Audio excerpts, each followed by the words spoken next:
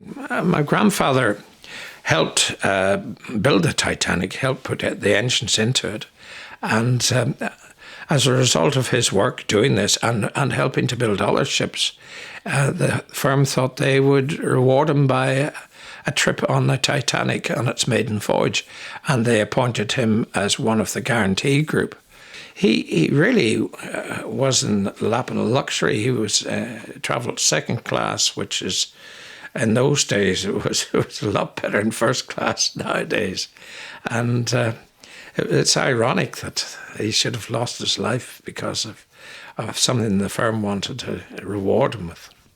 The first thing my grandmother heard was that the Titanic had perished, but she didn't know if her husband was alive or dead.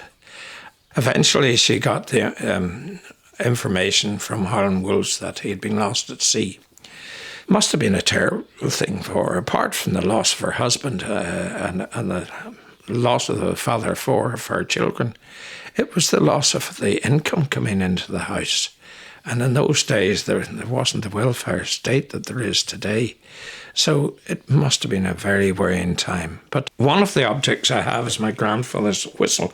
This was something he had with him whenever he was in Harlan Wolff. It was an everyday piece of equipment that was vital, because in those days riveting was a very noisy job, and it was going on all the time where there was shipbuilding, and also the noise of the engines running inside the ship made talking or trying to get a message over to somebody else or drawing their attention almost impossible.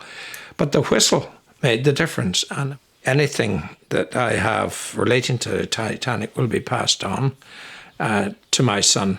He should hold them, keep them, and pass them on to his son if he has one. People should realise that although this was a great tragedy, they should have pride in that ship. It was way ahead of its time, and the workmanship was from Harlan Wolff in Belfast, and people should never forget that.